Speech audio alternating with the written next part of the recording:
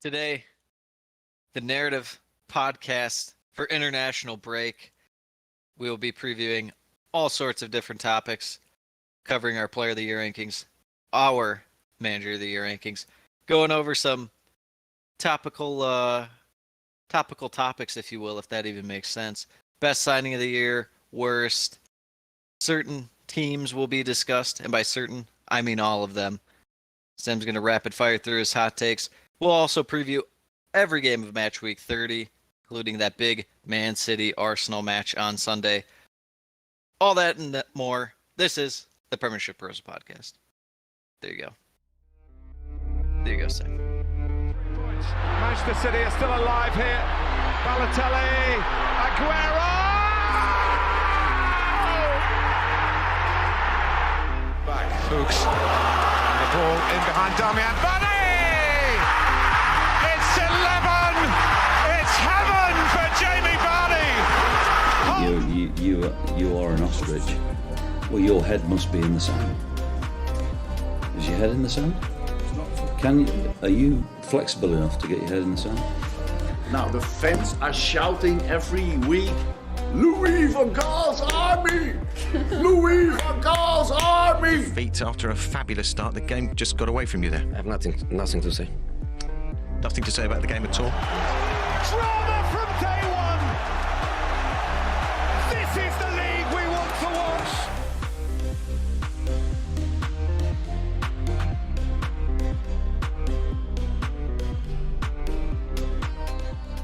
Now we cook. Let's get into some topical topics. Yep, topical topics. This will be the topical top. That it's no longer narrative pod. It's topical topics. Topical topics. Gotta lather them in. Yeah. They're topical.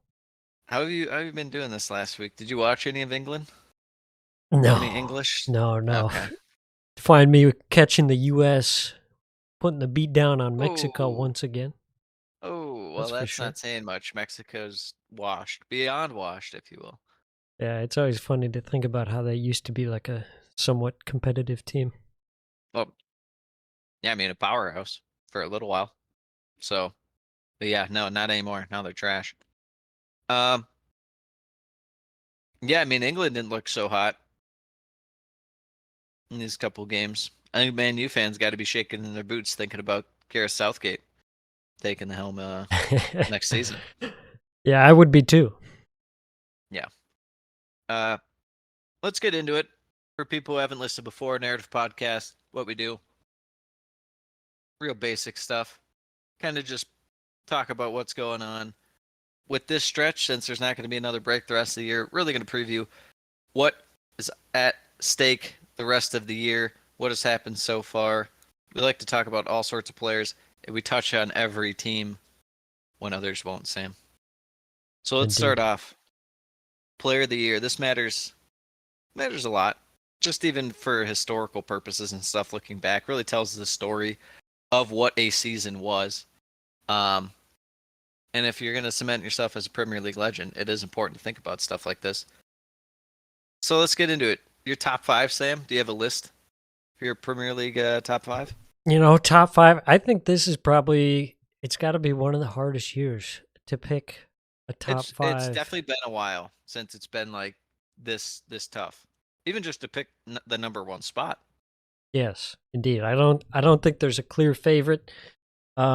My top candidates, I don't know if I have five, but I would say Rodri, Saka, Rice, and then, after that, you're getting into, you've got Haaland who's been good, but he missed a lot of time. Do you go for someone from a club outside of the Big Six?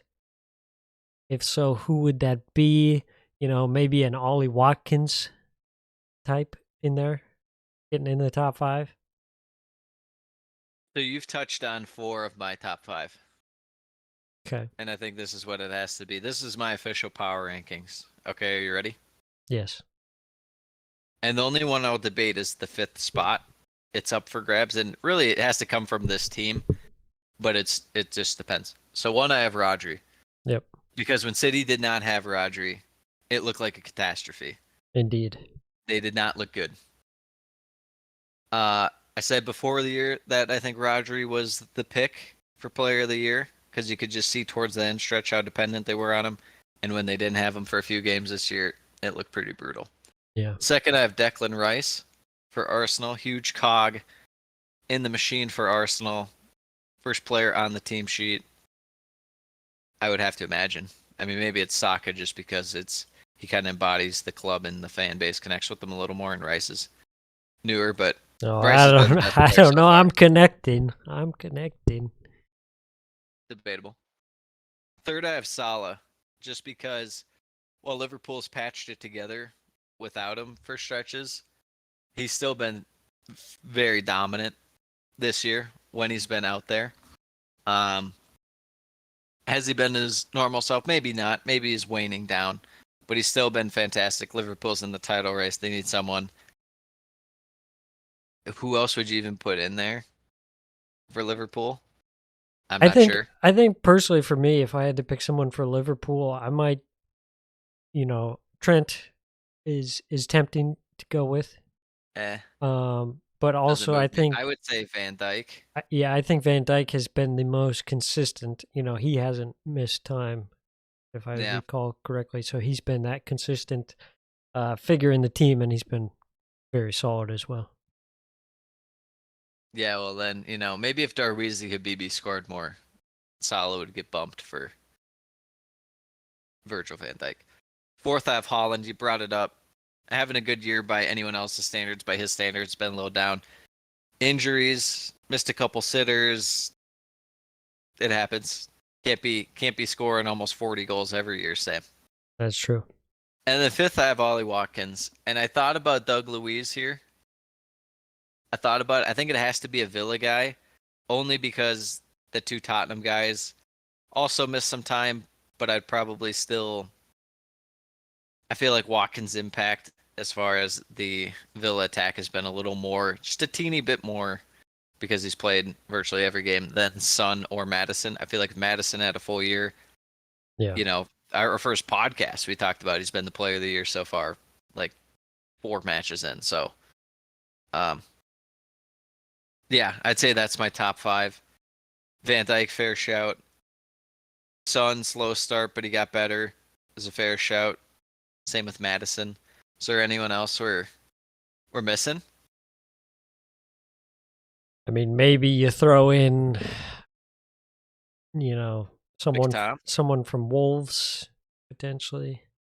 You don't throw in someone for Wolves. I'm sorry. Maybe you go with a. I had someone in my mind. Oh, Solanke. He started off really well. Kind of, hasn't been as hot lately. I think it has to come down and you have to be a top 4 team at some point. We're just We're spitballing who's been good. Yeah, I understand. We're not saying that they're going to be, but yeah, they're up there. Honorable mentions. Yeah. Yes. Well, speaking of not gonna be, we're doing our manager of the year, our top 5, because we know whoever wins the league Yes. gets the manager of the year. Yes. This is just rule of thumb. It's not who's most improved their squad from last year to this year and yada, yada, yada. A bunch of different ways you can look at it. Premier League does not look at it that way. They say, who won the league? Oh, you're manager of the year. So what's your top 5 in terms of manager of the years? Well, I mean, obviously you have the top 3 teams, and in terms of power rankings, I would put Arsenal and then Liverpool and then City. And then outside of that, I think you have a couple different options. You could go Gary O'Neill. You could go Unai Emery. You could go Ainge. I think those guys are all kind of, they're in that second tier. And I think there's an argument to be made for each of them. I mean, Gary O'Neill, with what he's had to work with, has been pretty spectacular. Ainge completely turned the culture around at Tottenham, which no easy task. And then Unai Emery's, launched Villa into being a European spot contender with Aston Villa. So it's interesting about this, Sam, is that because it's our manager of the year rankings, Yes. you touched on virtually all of them. So first place I had Ainge, number one. Losing son, Kane right before the start of the year. Having a bunch of younger players brought in. Obviously, Madison's a little more experienced. He's 26 or 27. So a little more experience there. But as far as like guys who hadn't been in the league yet, Udogi, Van de Ven, Vicario, getting all those guys in. Props to Tottenham's board too. Very fantastic job as far as identifying the talent. But this team plays very well. You know what they are. They know their identity and stuff. And I think, yeah, Ainge turning that around, it was no easy feat at Yeah. all. So To I go, think he has to deserve props because even last year, and my second guy's Emery, but Emery got Villa into a European spot last year. Tottenham obviously last year couldn't even get to a European spot. yeah.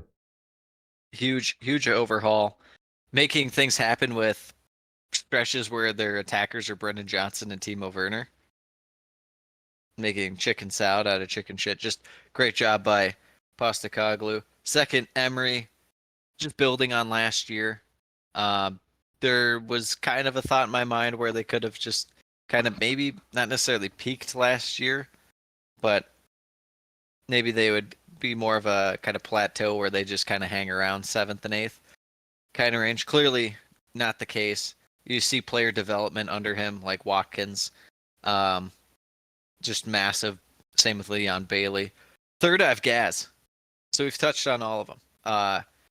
What Gary O'Neill's done, everyone had Wolves in probably 18th, 19th, or 20th when Gary O'Neill took charge, right? Or thereabouts. Yeah. But everyone had them around there, except for Mhm. Hussein. For Except us. for us.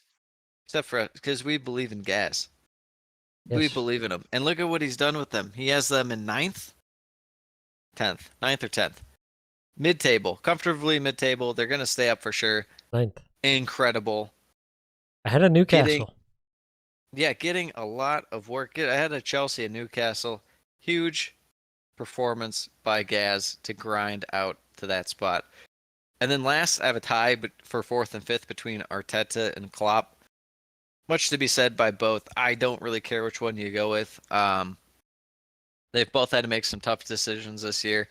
And I think this is probably one of Klopp's better jobs managing this Liverpool side since he kind of first took over.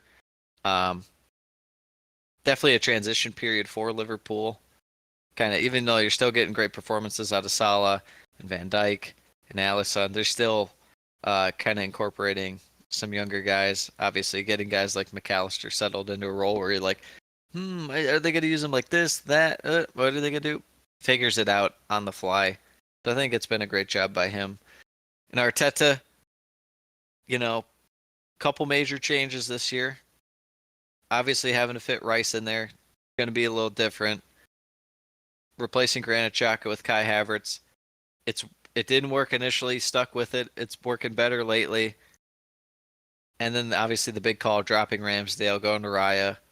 Apparently the right call because Ramsdale is just not top 4 quality apparently. Managing around some injury concerns, but also they all have their moments where it's like really, especially with Arteta. But I think that's fair for a top 5. Is there anyone else that you thought maybe should have made it? Would you give Moyes a shout? I couldn't with their style of play. Yeah. Maybe not style of play, but there's just stretches where it's like, nah, I can't do it. I don't think anyone really would be justified else. Rob Edwards? Rob Edwards, maybe a shout if they weren't weren't in the. I mean, they're outside. they're outside 17th. of the drop. Another for team now. that no one gave a chance to stay up. So if they stay up, big props. Yeah. Other than Chris that, Wilder? like the rest of the mid-table teams have been pretty awful this year. Chris Wilder? Chris Wilder, yes. What about Heckingbottom? Never forget. Never RIP. forget is right. What about Roy Hodgson? Rip to Roy. Taking over England? Might have to from Gareth Bottlegate out here. Can't do anything. Let's go to the best official signing. And now we'll keep in mind this will get tweaked officially by the end of the year, but we'll just touch on it. How many people did you come up with? Because I came up with a handful. So I want you to run through a few of them and Well, just see if they're on my list. I mean, obviously you have to say Rice, but it is like, I mean, he costs 100 million pounds, so he better be good. But But it's never fair. not always the case, and really the big money signings flop more than they succeed. So I think that's not necessarily that there's any guarantee that they'll succeed. It's like I don't know, 80? Is 80 too high? Maybe like 2 out of 3 kind of rate where they flop. yeah. think I 4 mean, out if of you 5 take a would be look at 2. the most expensive transfers, a lot of them are flops. Yeah. It's honestly to the point to where it's pretty ridiculous. We won't get into it too much. But yeah, you could say Rice. He was in there. I just put parentheses value next to him, implying, like he's 100 Yeah. million pounds, but Right. you better get one of the best players in the league for that. Next, I think, speaking of value, James Madison. He was number 1 on my board, even though he For quality to was hurt. value ratio, it's hard to beat him. Yeah, he's been fantastic this year. Was it 40 mil for him or thereabouts? Yeah, Been that's a pretty huge crazy. cog, been the main key to their success for sure. So I'll go through mine to start, and then we'll work our way around. I just really had a top 3, and then after that it was like a tie for best of the rest. So I'll name the 3, okay? Okay. I had Madison 1, Cole Palmer 2, which we didn't like. It must be said, we got that wrong. We weren't fans. We didn't understand it. And it has definitely worked out for Chelsea. He's been pretty much their best player, I would say, substantially. Yeah. As far as attack goes. There's no doubt about that. And then third I have McAllister. Yeah. Another great value to quality ratio. Yeah. All of them in that 40 million pound range, oddly enough. Yeah. They were all about that 40, 45 mil. So fantastic work by those clubs. For the best of the rest, Pau Torres kind of locking down Villa's defense. He's had a couple weeks where he's been team of the week kind of player. Mohamed Kudus, amazing player for West Ham. One of those things where he had injuries for a little bit, then he had AFCON, and he's kind of bouncing around. But when he plays, he's good. This probably before the year. I mean, I don't think you could ask me to put a 5 around it, Sam. Ross Barkley. Ross Barkley. He has to be mentioned. He's been fantastic for Luton, and it cost them nothing. The only goalkeeper to make the list, Vicario.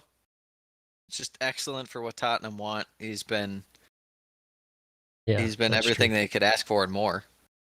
And then this is probably where it kind of tapers off, and I kind of started to really stretch, but I put Alonga on there. Okay. Yeah, I mean, he's had some pretty good production for Forest. Yeah, and not costing that much for them. So, is there anyone that I missed? Because I'm sure there is.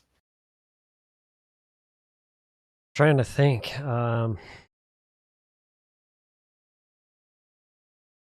No one's really springing to my mind. Hoyland, he's been decent. I need to see a little more. Yeah, I'm with and you. now I get he's been hot lately, and that's what kind of sticks in your mind because he's had it feels like 7 goals in 6 game kind of stretch, but he did go 16 or 17 without scoring. Yes. I'll need a little more. Also, this Kobe Mino thing. I mean, what are we talking about here? These people are losing their minds. If he starts for England or keeps making sub appearances in big games, I'm just not backing England to win the Euros. That's all I'll say. Other than that, for big signings or best signings rather, not necessarily big signings, I couldn't think of it. You know what I did look up when I was looking this up? Rodrigo Muniz has been at Fulham since like 2021. He's just been on loan every year. Did you know this? No, I I didn't. didn't know this. I was like, when did they get this guy? I was like, oh, he's been on the team for like 3 years. He's just been loaned out to championship teams. Um, After that, I didn't look too much into Everton. I suppose I could have, but Tarkovsky, maybe a fair shout. Or not Tarkovsky, Harrison. I had a brain fart, but maybe a little action there, but I don't know. Um, Anything else stand out to you? Anyone else? No, Bueller. I don't think so. Okay. Now we have to go to the doom and gloom, the worst signings. There's two things I wanted to note. There's an injury crew that we're just not going to count. Okay. Because it's like, what are you going to do? Harvey Barnes, even though he played a decent chunk, and Barnes and the next guy, Mason Mount, we still won't count them. Oh, You want to count Mason Mount? oh, I'm counting Mason Mount. Okay, you count him. Lavia, Timber, and Kunku, guys who played like less than like 5 games. It's like, I can't tell. It's just injuries. Also, I brought this up when I was typing this, and I sent this to you a couple days ago. I was like, oh, we can't count Tonali. What is going on with this whole Tonali situation? The guy That just man is likes like his bets. betting. He's betting on himself. This puts like Ivan Toney to shame. Betting yellow cards on himself, and he stands on the field until he gets booked in like 5-1 games. I mean, that's brutal. So who, I want you to start again. Who did you have? Because I kind of got stuck on this. And Yeah, I think a lot of this is people would hard. say, I think a lot of people would say that it's Onana. But the thing to remember with Onana is that he hasn't been that terrible in the Premier League. It was the Champions League where he was like having, now don't get me wrong, he's had 1 or 2 howlers in the Premier League. But he's come up with some big saves, and he's done well enough. It's the Champions League where he kind of really crapped the bed. I found a lot more guys like on middling clubs or like newly promoted clubs that just never like came to fruition. Guys like Sander Berge, your boy Nathan Collins, Sangara, guys like that. Yeah. Even Cam Archer for Sheffield, where it's like they're just not using them. Does Calvin Phillips count? It might as well. Even though he only cost 4 mil or 3 mil, whatever the loan was, it still should. Yeah. That's It's how all bad about he's value. been. Because I did have in my best of the rest Caicedo, not because he's been bad necessarily, but because he's more like he's more of that 60, 50, 60 million pound player, but Chelsea paid 110 mil or whatever they paid for him. Like the value just, Yeah. that's not what he is. So it's like, does that mean he's bad? No. But he's, it's the value. Same with Rice. Like he's amazing, but the value, they're kind of like the mirror of each other, the flip flop. Good versus bad. But what I settled on was one of these 3, and I can't pick who it is. And it's a Man City. It's Man City's trio, Sam.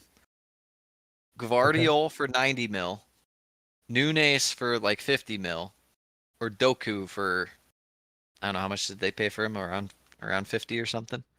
I'll look it I up in don't the meantime. remember. But expand on that. What do you think? Yeah, you bring up a good point with Gvardiol. I think he's been sneaky, not fitting into the team. 55 mil for Jeremy Doku.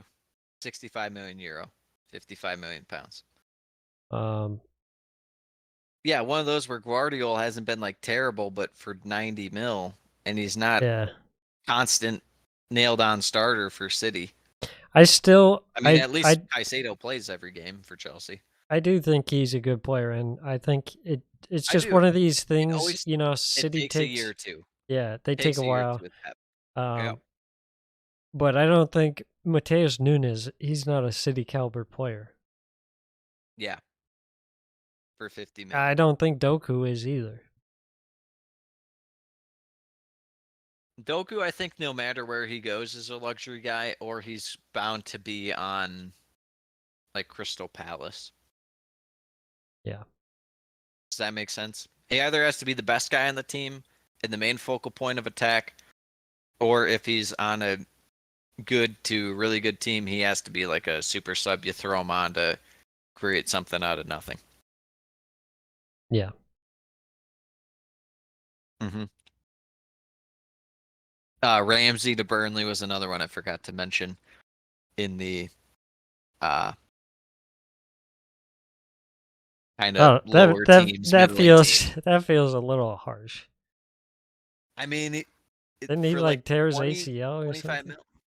Nah, well, he wasn't doing so hot before then. If you're counting Mason Mount, Well, I just kind of factor in the year and a half where he sucked ass for Chelsea too.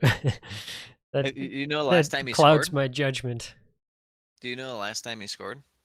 3 years ago. I think it's actually 2 full years. I think it was February 2022.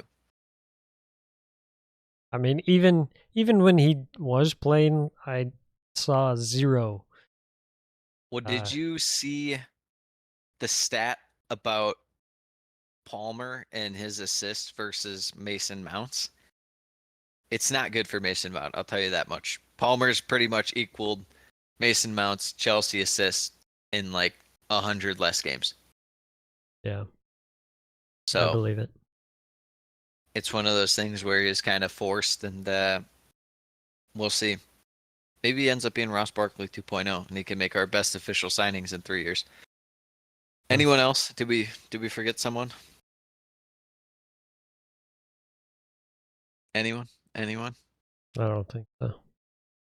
Okay. So who did you settle on for the worst? Nunes? I don't know if I could pick one There's really. okay. It's just That's kind what of I like a said. I have handful. Man City lads written down with all 3 in parentheses. Also, Gravenberch not been the best for Liverpool value wise, to say the least. I thought this was just an interesting topic as we wrap up the season. Teams you feel the best about in terms of like familiarity with their game, what you go into a game expecting. Like if you had to predict their games, how they're going to play out, who do you think you would feel the most comfortable with in terms of like knowing how their game will play out? Well, I suppose you could take this like two ways. It could be either good or bad. Like you could know that Oh, they absolutely, just good or suck bad. ass. Which is funny because I put down 3 teams that I feel good about. One's near the top of the table, one's middle of the table, and one's towards the bottom. Yeah. I mean, Arsenal, I feel like are pretty consistent and Yeah, pretty but you always predictable. pick them to draw, so clearly you don't know what they're gonna That's true. what That's they're gonna true. do. I mean, other than that, I think, Liverpool and City are fairly predictable. Villa are kind of hit or miss, especially lately. Tottenham, I Oh, feel Villa like, are pretty definitely are. predictable. Yep. They're good, but not quite that top tier. Mm-hmm. United, who knows? They're weird. No, you can't trust United. You can't trust like 80%. That's why I You, want to bring this you up. can't trust West Ham. You can't trust Brighton. No, You can't trust you're just gonna keep Newcastle. going You down, can't and trust Chelsea. yeah, You can't yeah. trust Fulham. You So can't trust Bournemouth. Palace are consistently pretty shit. so you want to hear the 3 teams I went with? Yes. For this is how I'd say it. Number 1, I have Man City. I know what they're gonna do. I know how the game's gonna play out. I know what Pep's gonna want to do. I know how they're gonna just manipulate the game. Doesn't always mean that they're not gonna necessarily. If I call that they'll get exposed defensively and stuff, it might happen. They might concede a goal or something, but it doesn't necessarily mean the case. But I always feel real good about where City's at, especially since they're always in the big games and you're forced to watch them and really narrow down on them. That makes sense. Mm-hmm. For the mid-table team, I did Newcastle. I feel pretty good about what we know at Newcastle are right now, specifically with this year. Yeah, They'll still beat I up on the suppose. crap teams at home, but they're just like you said for the last few weeks. They're just gonna no show in a lot of these games, like the Chelsea game, the Arsenal game. They're Yeah, just not gonna be there for it. You can just bank on them losing that.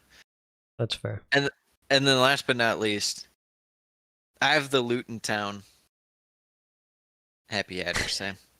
Yeah, you know that they're gonna It's lead gonna you be to chaos. heartbreak.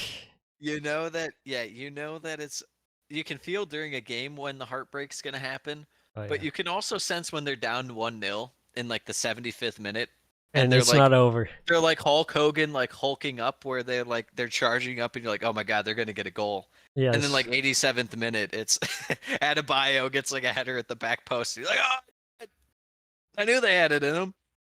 So, yeah, I feel pretty good about those three teams the most. Honestly, I would say if I had to pick like a fourth team or something like that, it would probably be Liverpool or Tottenham. Uh, maybe Arsenal. One of those three. Definitely towards the top end of the table, not towards the bottom. Although Palace, they do stink. So if they don't have Etse or Elise, it's a pretty good bet that they're not going to show up. you think Sheffield is hard to predict? They might be the easiest. Exactly. Except they win though once in a while. And then I feel really upset. Once in Whatever a teams while, loses. 3 times. Yeah, once in a 3 blue out moon. of 28, they win. Gus Hammer leads the team in shots with 32. It's nice. That is pretty nice. It must be said. Um, Meanwhile, Bukayo Saka for Arsenal is 81. Let's move on. Team topics. Another staple of the narrative. Topical topics. Or topical, whatever I said earlier. Topical Uh, topics. topical topics. We go over each team. I put them in some categories. Me and Sam discuss where these teams are at and whatnot. This is going to kind of be, for the most part, previewing, looking ahead a little bit. Slash obviously end of year kind of little recap. But yeah, let's get into it, Sam. We're opening up our consulting firm, Sam. We've done a lot of things. You've been a teacher, a doctor, a weatherman. You've done a Wear lot a of lot of things, but hats. you're now a consulting firm, Sam. You and me. We're in this together. And this is specifically in terms of transfer strategy for the summer and what your plan should be.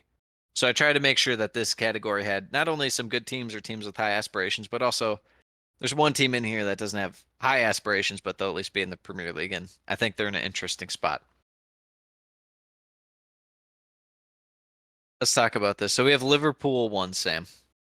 We just Yes. received a big news update today about Liverpool. Xabi Alonso, almost certain, will not go to Liverpool. He is going to stay at Bayer Leverkusen one more year, all but ruling him out for the Liverpool job. Liverpool fans were putting his name in pen as their next manager, the successor to Klopp. All signs kind of pointing to Big Ruben out of Sporting Portugal, Sam, who's led them to some domestic success over the last few years, but not worrying about the manager and stuff. Specifically looking at the squad, ins and outs, what do you anticipate for Liverpool this summer? You know, that's a good question. I feel like they probably won't have like a super busy window considering their previous window of bringing in, a few guys, the McAllisters and such. Maybe relying a little bit more on some of the younger guys to step up. But in terms of, if they were going to sign a guy or two, it's hard to say. I mean, I feel like they have so many attackers that they'd probably have to get rid of one, to make room. But, Absolutely. You kind of want to be looking forward to, life after Mo Salah, and who's that going to be? Yeah. So, It's one of those things where you probably can't directly replace him, but yeah. at some point you'll have to. the way I thought about this when I picked Liverpool is interesting because clearly they were pushing for Caicedo and Lavia, so they weren't totally thrilled, and they went out and got Endo afterwards. Um, but they clearly weren't thrilled with their midfield, wanted to add some more depth, and you could see that this year because it's still not super deep. A couple of young blossoming guys are more defensive orientated, which is a good thing for them. However, you're right with your attack. I think that there could be a huge transition with their attack, Sam. I think that there's a chance that Diaz, Salah, and out of lack of production and quality, Gakpo might be gone from their team next year. I could see Jota going to like Saudi or something. That's even up for it. I think the only guy I'd bank on for sure being there is Darwizi Habibi, which is very funny to think about. Because they have so much sunk into him. And you wonder, because under Klopp, it's been so much of these like winger types with Mane and Diaz, and they have a bunch of different guys. It's like, do they kind of just focus more on adding guys who are more attacking midfielders? Or it'll be interesting to see how they go. But I think that there will be a good amount of names kind of going out of Liverpool this summer. And clearly they had some money to spend. But who do they spend it on? We shall see. Is there anyone that kind of pops into your mind where they should be looking? Oof. As far as just Premier League guys. Premier League guys, I don't know. Maybe like a Kudus. Okay. You know, if What if if you're they- looking what for if an they- attacking and- player that can, provide some productivity, but I still feel they're going to lean heavily into youth. For sure. For sure. I mean, Liverpool, you say, well, they're not typically big spenders. It's more like once a presidential term, in America, every like 4 years, they'll kind of really splash the cash. I mean, they bought Allison for almost 70 mil. Darweezy was about 70 mil. Salah was like 50 or 60, some terrific value there. So they'll go out and spend once in a while, but it's not like all the time crazy amounts. I always wonder, because we bring up how the fact that these strikers, some of the best strikers in the league, are on more what you think of as mid-table teams. You wonder if like Villa would be willing to sell an Ollie Watkins or something, potentially. Newcastle, if they are in financial trouble, if Isak becomes available, if that's a name that comes up for them. Or maybe even Big Dom Solanke return, Sam. Perhaps on the cards. And you wonder if they kind of go that way. Neto kind of feels like a more realistic possibility than it did to me before. Just after reflecting on this stuff, but maybe they get an Etse or something. Who knows? Who knows? Yeah. But I think there's for sure going to be a lot of movement in their attack this summer. Is really what I wanted to talk about. Let's move on. Yes, let's move. Tottenham. What do you think they need to add to make the step to kind of put themselves in pen, if you will, in the top four? They just because they went out and they actually had that winter signing of Radu, the defense. Dragoshin.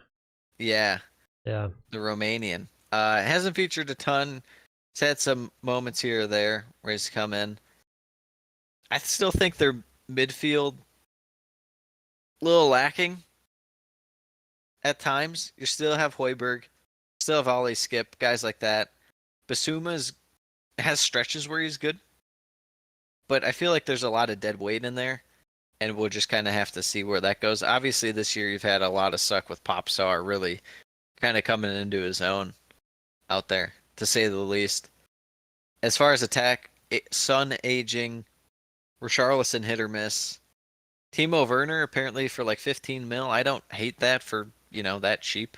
Yeah. Anytime you can get a guy that cheap these days, it's like, why not? Probably overpaid for Brendan Johnson. Not for sure overpaid for Brendan Johnson. You still have Solomon and Brian Heel and a couple of other guys. I don't really know what you do with that. Obviously, Solomon has been injured like the whole year, so that's kind of tough. But it feels like they could cut down the squad a little bit and then just add one or two really important key pieces as far as the starting 11 goes. I think for me, I would just say depth in general. I think they started off well, but then they lost some guys to injury, and that's kind of where they fell off a bit. Yeah, just kind of all over. But I think you bring up a good point about the midfield. Could definitely use a first team kind of player. I don't know if this would necessarily be possible for them, but a guy like Bruno really would kind of be huge for them. Bruno Guimaraes, I should say. That would be pretty massive for them. Gallagher keeps being the guy linked to them. It feels like a Tottenham move, but I just don't know if they pay the 45, 50 mil for him. Other than that, I think it'll probably be outside the Premier League as far as where they go. But yeah, I just thought that they're an interesting team as far as, well, they have a lot to do, and it must be said, no Europe this year. They're gonna really need to add depth because this play style with Ainge, as attractive as it is very taxing on the body, and it's asking a lot out of the guys. So they're really gonna have to have some youth development along with bringing in one or two guys. Yep. Man U, Sam, this is the one. This could possibly happen. Man U could hire you. They could. I wouldn't rule it out.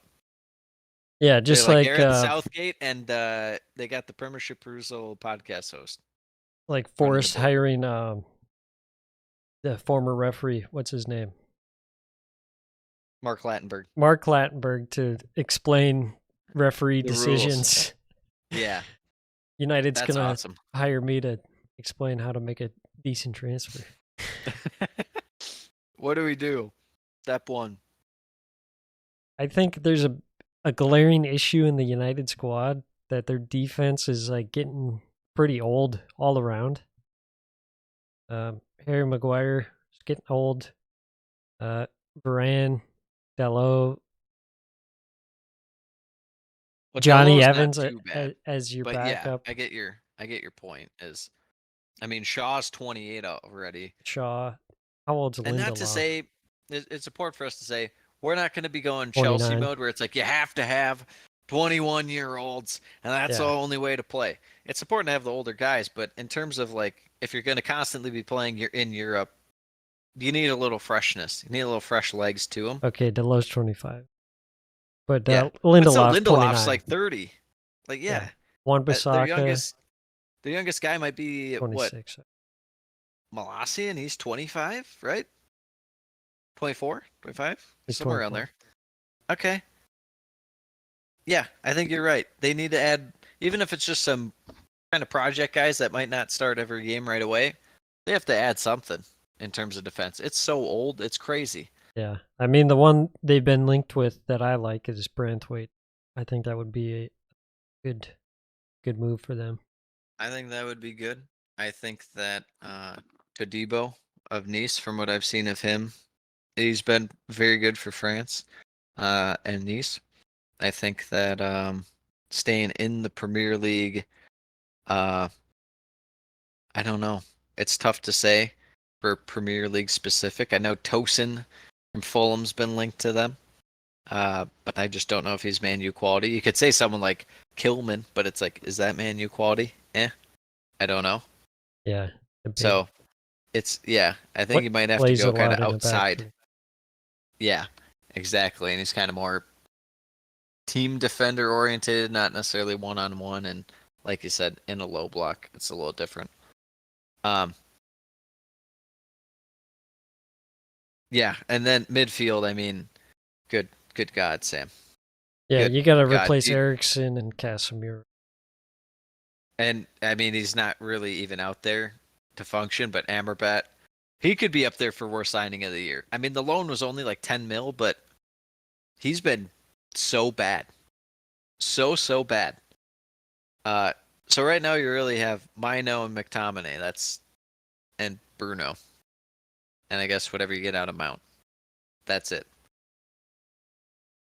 As far as attack goes, you can at least see it and kind of piece it together. Hoyland, Garnacho, Diallo. Rashford apparently wants to move away, but he'll forever just be there. Martial is always linked away, but he'll never leave. Antony is going to be. I would suspect they don't sell him this summer, even though they say they are. I think maybe like a loan or something. I just don't think they can come to terms with getting rid of him after spending all that money on him just 2 years ago. But I guess they did it with Sancho, so who knows? But yeah, the defense and midfield, they really need a huge overhaul, and I don't know. If you had to pick one guy from the Premier League, it'd be Branthwaite, specifically that man you like have to get. I think Yeah, Elise would that's- be an interesting option for them. I don't know. I just Elise and Eze, you can't rely on them way more True, than like because the 20 games injuries. a season. True, but it's virtually better than anything they have going right now. Yeah, I mean, I don't know. They're a potential Bruno Guimaraes team too. Again, injury problems, I get it, but it's just better quality than what you have now.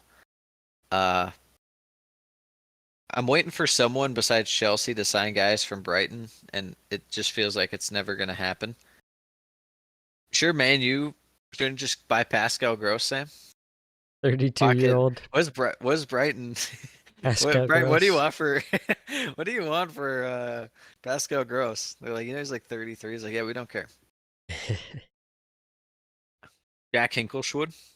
Could I interest you in that? Man U. I don't know. Lots to do for Man U to overhaul. And the last team I want to talk about in this category, Brentford. We'll kind of fire through it. Really interesting spot. Brought them up last time. It just with the whole Ivan Toney not playing as well as he normally has. He's not playing bad, but the Brentford team around him just is not great, to say the least. It's kind of diminished his value a little bit. You know, because there's times he's around 70, 80 mil. What do you think he goes for this summer if he's sold like 50? I feel like people are really spooked off 40? about his age, you know. Yeah. Then there's kind of the attitude thing as well. It's not really super attractive. So I think he's probably peaking at around 60.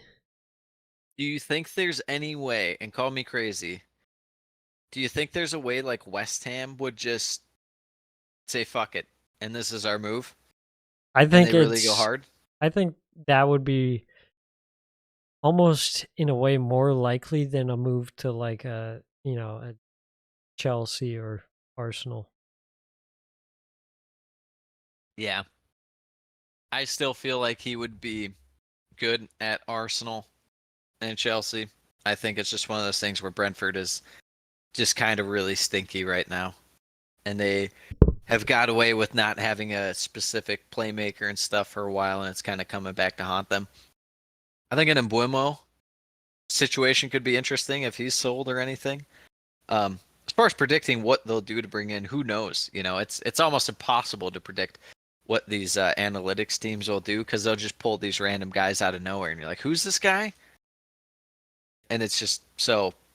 I mean, obviously, they really should bolster their midfield because that's been their strength the last few years. But this year, the midfield was not that great. With No. Jensen and Norgard kind of taking a step back. Defense was a little shaky once Ben Mee went out. Yeah. I think mean, they obviously losing definitely need to Rico set up. Henry. Yeah, losing Rico Henry this year was tough. But yeah, it's not looking so hot for Brentford. A little shaky these days. All right, let's move on. Not too early to think about next year. Just kind of wanted to get an idea of what their possible implications are this year, where they can finish, and what the best case and worst case scenarios are where they can finish, and how that shapes their summer, Sam. Does that make sense, right? I don't know.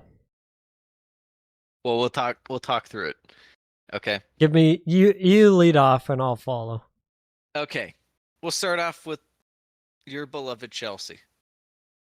So Chelsea right now, realistically, could finish their 11th place, game in hand. Well, 2 games in hand on some teams. They could finish probably as high as 8th, maybe 7th if things went perfectly, and they could finish as low as like 12th, I guess. Depending where they finish, how this shapes their summer and whatnot. First off, they have to get this health thing sorted out. It's like ridiculous. These guys go to what kind of training regimen do they have at Chelsea? All these guys are hurt. They have like 100 guys, and somehow like half of them can't play because they're all hurt. Yeah. What are they doing? And then the guys who can play are Raheem Sterling, and they're just trash. So, and I think that that's a big part of it in terms of figuring out who's actually going to be a big part of the project moving forward. I think that there's some dead weight that they for sure have to cut, and it's not even like old dead weight. There's like even some of their new signings. I think you could maybe not cut weight, but a loan move for like Madueke or something might not be a bad idea. But if they finish 7th and they have all these injuries, and yet they're in the Europa Conference League or Europa League, like they still have to bring in more guys because they clearly are all injury prone, right? But if they don't make Europe, then they just kind of have to roll with their squad, but they have to sell these guys. Not to mention, here's the big thing hanging over Chelsea. The points deduction from the past regime and their shady deals. Who knows what that's going to be? Again, we're of the opinion that Chelsea and Man City are not going to get punished because big clubs never get punished, but still. So I guess if they finish in Europe, Sam, what would their summer look like? But if they don't, do you think it changes anything, or you think it's just the same? I mean, I don't think Chelsea has a transfer strategy, or at least one that's competent. So I don't think it's possible to predict. They'll probably just So they're pretty much pluck Brentford, some but if random. they have more money. Well, at least Do you Brentford, think there's Bowley, some strategy. even though it's not Bowley, it's Igbali. You think Igbali like lays there at night and watches like YouTube compilations? He's just like, this guy, whoa, he could be a problem. And then the guy gets there and he can't dribble. Like I don't know. You're right. Like there is no real strategy. There's still talent in some of these guys, but the plan of just having a bunch of 21-year-old, 22-year-old guys, it's like, what are you trying to do? You need a leader of these guys. Yeah, there's no semblance of a coherent team in Chelsea. It's like it's opening an ultimate team pack, and it's just random guys. Yeah. So, yeah, I still think as far as offloading guys, there's going to be so many guys they're going to have to sell again this summer. Just like last summer, where they had to sell Havertz and Mounts and all the guys to AC Milan and stuff. I think that they're going to be in the same boat where they have to offload a ton of more guys. And the problem with that is like, well, these guys are like integrated into the team, and that's not what you need to lose at the moment. You need to lose the guys who aren't a part of the team, you know? Oh yeah. I mean, even they still have like things up in there. Like Lewis Hall was on loan for 35 mil, but you don't know, or with an option to buy, but you don't know if Newcastle's gonna activate that. It doesn't help that one of your like 3 world-class players that you have is Reece James, and he can stay healthy for about 3 weeks. Yeah. Before he goes down the crapper. So you're right. Their strategy plan is very confusing. It consists of buying very talented guys that are injury prone and making sure everyone is below the age of 24. So indeed, we'll see. So maybe you're right. Maybe there is no whether they finish in Europe or not. It's just going to be nonsense anyways. What about Newcastle? Moving to Newcastle, we're of the opinion they're not going to finish in a European spot, but if they somehow do, things break their way. You still think they're going to have to sell guys like Bruno and maybe even a couple like, I mean, Botman was going to potentially be sold, I don't think anyone but after buys the him big now. injury, what's that? I don't think anyone buys him now. No, not now. Yeah, Not to mention now you need another first choice center back, and you're on the books for Tonali, who's going to be suspended forever. The guy, you spent 70 or 60 mil on the guy, and he is out there placing illegal bets on himself. yeah. People seem to think that he won't get additional time on his ban, but we'll see about that. We'll see how serious it is I don't know because how that works. Tony got half a year for what 100 something bets. Clearly, Tonali was doing a little more than that. Also, kind of sneaky, maybe not sneaky old, but a couple of their important guys over the last year or two getting older. Obviously, Callum Wilson, Yeah. up there. Joe Linton's going to be 28 next year. Bruno's already 26, so not like old, but hitting the prime. Harvey Barnes, 26. So, I mean, Dan Burns already like 32. So they kind of have to revamp their defense with obviously their most important player, Trippier, being the oldest out of all these guys, and Fabian Schär as well. Yeah. So they're just like United, where they could bolster the midfield a little bit. If they can hold on to Isak, that'd be great. I don't know if they can. But yeah, their defense needs some youth pumped in there, Sam. Yes. Anyone stand out to you that they might go after anything in the Premier League? Maybe snatch some young player that might work for them. I feel like it's hard to say because I don't recall them being linked to anyone other than guys leaving. Like it seems like Bruno G is pretty much gone. That for certain. Sounds like, and it's all been they have to sell. They can't really buy anyone. So Yeah, not sure. potentially. Yeah, it'll be interesting to see. I feel like they could snatch someone off like a Brentford or Everton or something like that if they really had to. Maybe a team that's going down. They kind of pick it what they like from Forest or Burnley if they need something there. But they're one of those teams where they'll probably go abroad for a lot of their stuff. Arsenal, Sam. Best case scenario, win the title. Worst case scenario, top 3. Do you think either scenario changes what they do going forward? Do you think that what is their move this summer even? Do you think they really add much, or is it all just kind of smaller depth pieces? Does anyone leave?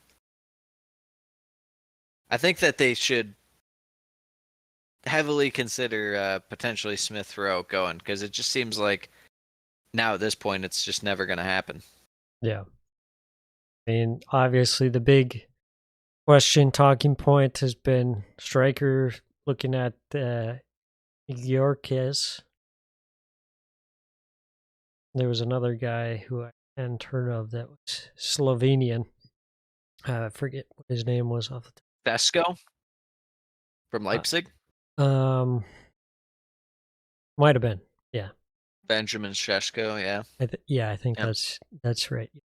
And those guys, they fit the Arsenal mold. They're not like a Tony in terms of age. Well, yeah, Šeško's like 21. Yeah. Yorkes is at least like 24, 25. Right. But I think there'll be a lot of competition for those guys, as you would expect. If they bring in a big guy like one of those, what does it mean for Jesus? What does it mean for Nketiah?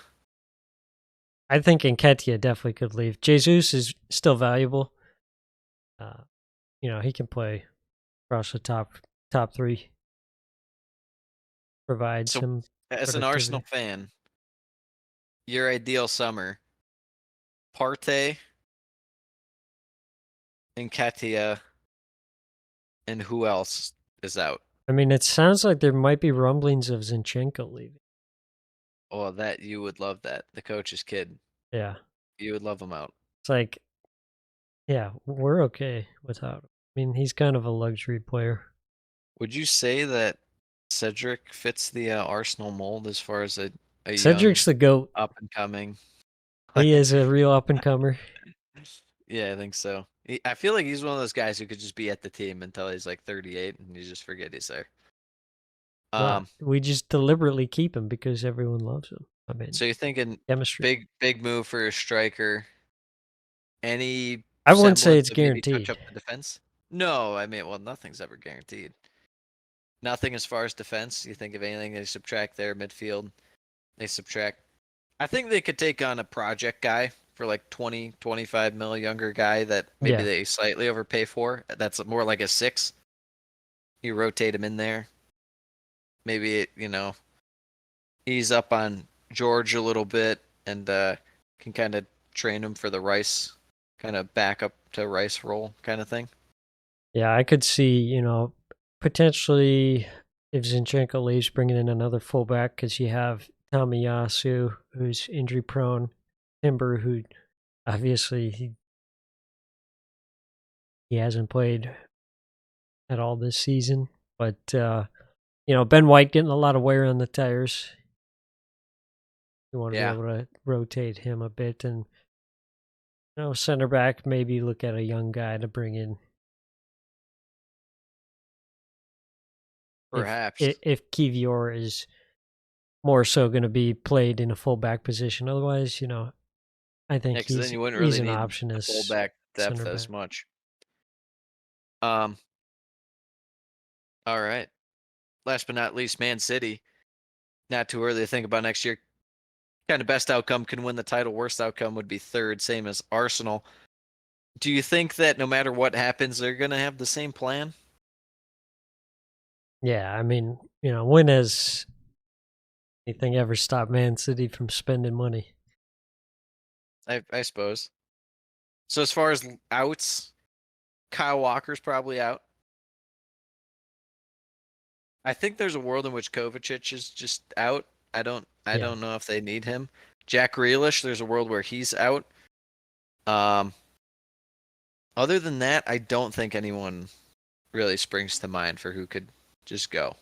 I mean, I could Calvin see Phillips, him of course. getting rid of Nunes. You think so? Yeah, I think they'd give him at I mean, least a year. there's always the Bernardo Silva rumors. Yeah, he's always rumored to Saudi, and it's like, who knows? That's like almost impossible to predict. So those three. So you think they maybe look to bring in another defender? Yeah, And maybe maybe a couple. an attacking winger or something. Yeah, I could see him going after a center back. Actually, Could very well happen. They bring in Harry Maguire, a little more experience in the team. true. Snatch it from the rivals. Big signing. Yeah, I feel the same. I feel like there's only a few going out, and it's probably just one more big one coming in. As far as it'll be like a 60, 70 million pound kind of thing. Do you have a Grealish team in mind? As it changed at all? Because I think the team I settled on. Tottenham. Yeah, I think the team I settled on last time was. I think I said like United or something. And I know last time we talked about is Villa an option again, Yeah, which. I would say If you Tottenham or if you Villa. sold Leon Bailey or something, who knows? But you think Tottenham? Tottenham or Villa. I could see United if it wasn't United. If that makes sense. I suppose. It's like, are they really going to go in between the two Manchester clubs? Is Liverpool an option? Liverpool, it could be I an think it's option at the right price. I think it's too spicy to do. I think it's Yeah, too I don't really it think feels it like a makes test. sense, but I feel like City felt so untouchable that they could do anything that they're like, sure, we'll sell Cole Palmer, even though we don't really have much for attacking midfield coming up, and we'll sell him for 45 million to Chelsea. Yeah, you gave us Kovacic. yeah, And they got totally burned by that. So maybe they're not like, you know what, let's sell Jack Grealish to one of our direct title rivals. Maybe they're not on a high as much. Um. Also, Grealish feels like a guy who could just go to like Milan or like Atletico, and it doesn't really matter. He's just over there. You don't think about him. Uh. All right, stock market, Sam. We'll kind of fire through. We've been going a little slow on these, and that's my fault. Stock market. Buy, sell, hold. I'm gonna name some teams, and I want you to expand on why. Okay. Hmm. Aston Villa. End of year, last 10 games. Are you buying, selling, or holding their stock? I would say maybe slight sell. I haven't been super convinced their play lately. So I think it's more likely that they drop off a little. And obviously they're not going to go any higher. Their peak would You be don't know that. fourth place. You don't know that. Yeah, I would say them getting fourth, you could buy stock because it. I think a lot of people don't think that they'll do it. If I had to guess. Um, but yeah, just to end the year, what you're looking at here, Sam. Wolves, City, Brentford, Arsenal, Bournemouth, Chelsea, Brighton, Liverpool, Palace. Not easy. No. No. Not easy at all. I think I will join you in the selling Villa stock. West Ham.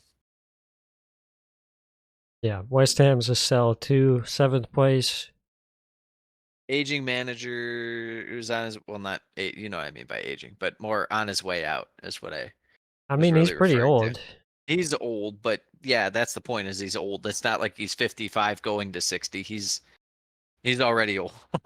We know that. They have Newcastle, Tottenham, West Ham. They have their Europa League, but they play Bayer Leverkusen. They'll probably lose in this round. So it's Wolves. And then Fulham, Palace, Liverpool, Chelsea, Luton, Man City. Pretty tough run. Pretty tough run for West Ham coming up. So I will be joining you in the cell. I don't think it'll happen because it's just how it is, but I think that there's the chance that at least one of the top like four teams asks about Jared Bowen this summer just to see, but West Ham, they won't sell him. Yeah. Although Paqueta now, that might be Man City's Yeah. Grealish replacement. Uh who do we have Everton. next? Everton. Everton. Yeah, thank you for helping me while I couldn't Mm, keep my brain. I mean, Can I there's read there's can I really read no the point schedule? in selling them. Go ahead. Can I unless you think they get relegated. Um Bournemouth, Newcastle, Burnley, Chelsea, Forest, Liverpool, Brentford, Luton, Sheffield, Arsenal. Yeah, there's That is points very on the board. manageable. That is very manageable. Now, I'd probably say buy. can Everton crap their pants and totally cost themselves? Yes, but at least the destiny's in their hands. I will be buying Everton stock with you, Sam. Last but not least, Crystal Palace. Sam just on principle wants to sell, but let me read you the games just to make sure. Forest, Bournemouth, City, Liverpool, West Ham, Newcastle, Fulham, United, Wolves, Villa. Not the easiest, not the hardest. I It could mean, definitely be worse. I think I'm gonna hold. yeah, I I'm think just you gonna hold. hold, and I wait till summer, and I bank that they back Ole Glasner. Maybe buy a little stock in the summer on Crystal Palace. Um, over under. This is the last of our team topics. Over under right here. Oh no, second to last. I lied. Um, I set a point total for where the team will finish, and Sam will tell me if it's over or under. We have Wolverhampton Wanderers, Sam. They're at 41 points. They're 28 games, 10 remaining. I have them at 55 points. Over or under? I think I would say under. Okay. Can I read you the remaining games? Yes. Villa, Burnley, West Ham, Forest, Arsenal, Bournemouth, Luton, City, Palace, Liverpool. Yeah, I'd say I think they just need to win 3 of those and about what? That puts them at 50, and then they need some draws. So yeah, I'd go under, but it's need some close. draws. That would be 5 draws. 5 draws, it could happen. You never know. They pick up an extra win, So that puts them at they're gonna win 53. 3 games, draw 5, and lose 2. Well, they could win 4. That's how it'd have to be. So they'd have to beat Burnley, Forest, I don't Luton. think they. You don't think that those 3 are possible games to win? Oh, they're definitely possible games to win, Dallas, but I don't think Wolves win those Bournemouth. games. Okay. Okay. We'll see when we get to it and you're picking Palace over Wolves. Fulham at 49. They're 38 right now. They have 9 games remaining. Yep. They play Sheffield, Forest, Newcastle, West Ham, Liverpool, Palace, Brentford, City, Luton. Over. 9 feels pretty tolerable out of there, especially with Mr. Muniz in form. I'm going to say over.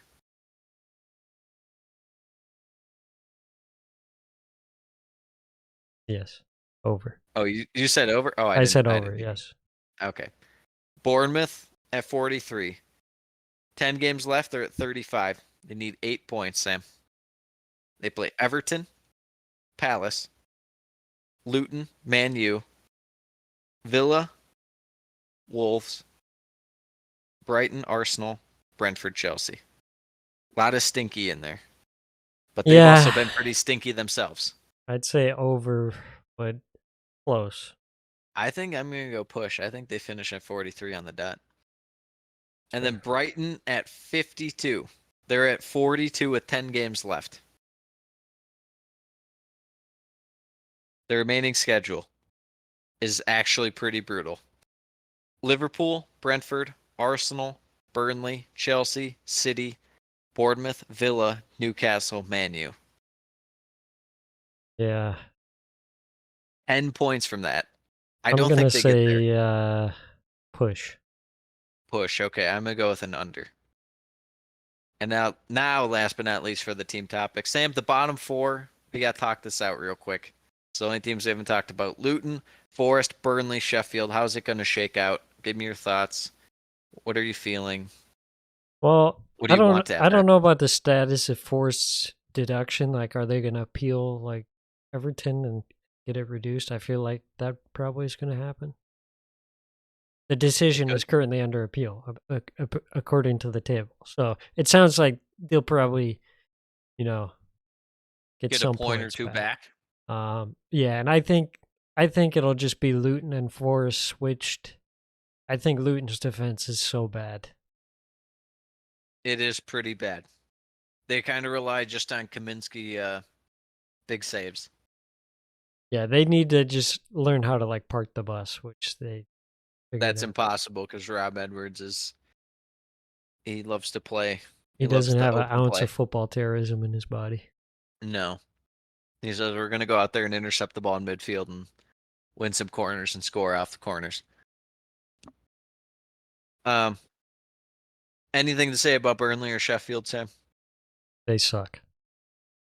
They do in fact suck. It must be said. I honestly can't believe Burnley only have 3 more points than Sheffield. Not that Burnley's like way better than Sheffield, but like Sheffield, they're so bad. Like, how do you have 3 more points than Sheffield? And you've played a game more. Doesn't that feel crazy? I don't know. They both seem pretty bad. Well, yes, but Sheffield's just so bad. Rapid fire, Sam.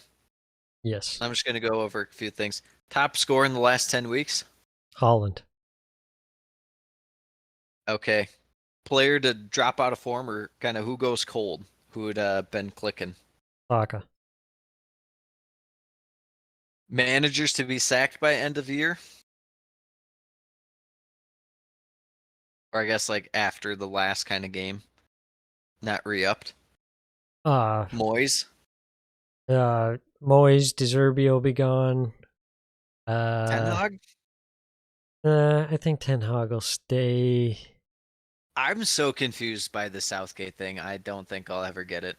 It's one thing to say you want to get rid of Ten Hag, but this maybe this is like a psyop to make people like want Ten Hag and to rally support around him. They're like, well, we could do Southgate. It's like, no, no. Yeah, true, true. Eddie Howe, maybe. I think that's almost a lock. A lot of things rallying and pointing to Poch staying at Chelsea. Gross. Other than that, I don't know.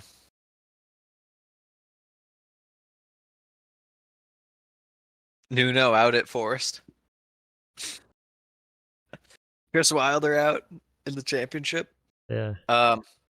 Any hot takes before we go, Sam? Or well, before we preview, rather. Hot takes.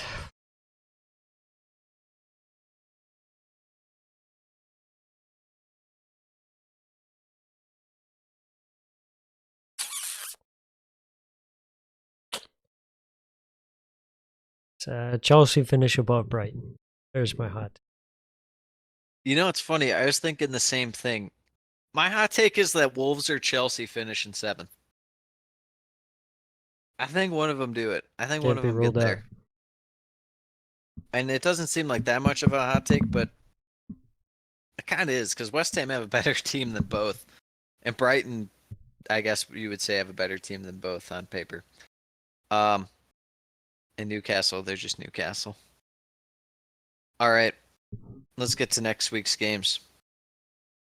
Yes. Match week 30, Sam kicks off Newcastle West Ham. Early game. Kind of like this as an early game. Just get out of the way. It's a little appetizer. It's not a great game, but it's passing enough, I guess. Mm-hmm. What are you looking for in this one? Mikel Antonio to get a hat trick? Maybe Danny Ings hat trick, but 2 of them are taken away for VAR reviews. Yeah, maybe just another middling performance out of Newcastle. It's kind of hard to tell where's West Ham fall on the Newcastle level of performance. This feels like 0-0 or 1-1. As someone who is a Newcastle whisperer, or I like to think so. I don't know. I feel like West Ham. This feels like both teams. This feels like both teams don't want it. We'll say 1-0 Newcastle. Newcastle. Okay. Yeah. Bournemouth Everton. This is probably going to be a very shit game. Both teams playing pretty bad. First off, this feels like a game where one team definitely deserves to win and it ends up being a draw, or the other team just wins. Yeah, I think Everton will deserve to win, but Bournemouth wins 2-1. Okay. I was going to go with a 1-1 draw. Chelsea Burnley. Burnley, they're looking for some handouts, Sam. Can Charity FC do it? Can they come through? Well, they're the team to do it, that's for sure. Charity FC. I feel like Yes. Burnley will probably have a lot of the ball in this one. But I think Chelsea will probably win 2-0. I don't think Chelsea can keep a clean sheet. I'm gonna go with Chelsea 3-1, which I think is what the first game was between them. Forest Palace. Another potentially very stinky game, but This game will not even potential, Sam. Take potential out. It's gonna suck. It's gonna suck big time. At the City Ground. The only way this game doesn't suck is if there's an insane goal by like Etze or Gibbs White. Or your guy Hudson-Odoi, maybe. or Chris Wood. Well, first off, can we not have Divock Origi in the game? Can we Yeah. not do that? That'd be nice. Let's start there on the team sheet. Where's Gio Reyna? Huh? That's mean, why we the- gotta get Nuno out. Gio Reyna in. I just don't know. They have a bunch of like their winger / attacking mid guys that are all good. They should just throw them all out there. Yes. What's the point? What's the point of having Divock Origi up there? Meanwhile, you'll have Jordan Ayew pressing him, so pressing the back line of Forest. I'll go 2-2, or not 2-2. 1-1. I just don't think that there's a ton in this one, but there's 1-0 enough for for 2 us. crap goals. There you go. That's what they need. Sheffield Fulham. 3-0 Fulham.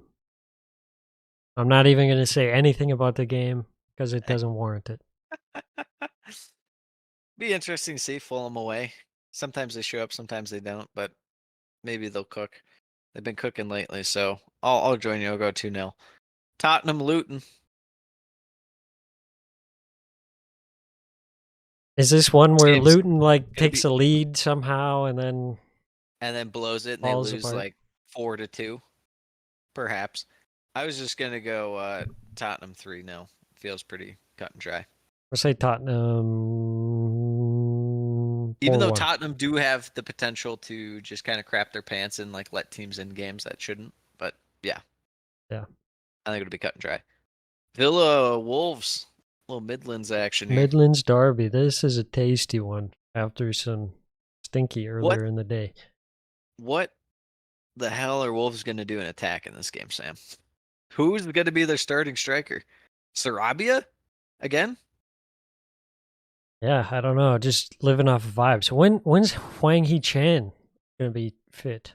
Well, Ever? first off, he When's came Cunha back. gonna be fit? Cunha, they said initially he'd be out for the year, and then Gaz said no, he'll be back in like 4 weeks, and he's still training. So I have no idea. Wolves' injury situation is very odd. Yes, very Meanwhile, mysterious. I still don't have a ton of faith in Villa because Wolves are just going to park the bus / just pack the midfield. There'll be like 4 or 5 guys in midfield, I would suspect, with that back 3. So Villa are going to have to create something out of nothing. That's all I know. And Wolves are going to be looking to counter the whole game. Yeah. I'll go Villa 2-1. I don't feel great about it. You know me. I never feel great about certain games. But I could easily see Villa dropping points here. That's for sure. Yeah, I could see it. I just, Wolves like to run into space, but Villa like to play out of the back, so I don't think there's gonna. I mean, they play a high line though, so it's definitely potential. If Villa aren't struggling to get the ball out of their own half, I could see them Which just they kind of won't. middling around in midfield. A lot. Yeah, that's what it's going to be. So I It think might even that'll just keep be it pretty 1-0. close, and say I'm gonna say 2-1 Villa. Yep. It's stinky to wrap up the day. Brentford Man U.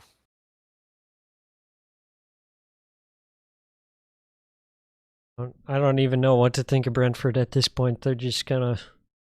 They just gotta go out there and play, and whatever happens, happens. This is definitely a 1-0 or 2-0 United, Yeah. and they just kind of Bruno gets a 40% pen. possession. Yeah, Bruno gets a pen or something. Yeah, what's crazy is the possession won't even add up to 100. Brentford will have 40 and Man U will have 40. It doesn't even make sense. Maybe a Hoyland goal like early on, and that just puts Brentford in the hole, and then Man U get one late. I'll go 2-0 Man U. Sunday. Big day. What are you looking for in Liverpool Brighton? Anything stand out to you? Well, I'd like to Does see Derby- is this Brighton a- put does a Derby competitive. test? Does Derby test for Liverpool?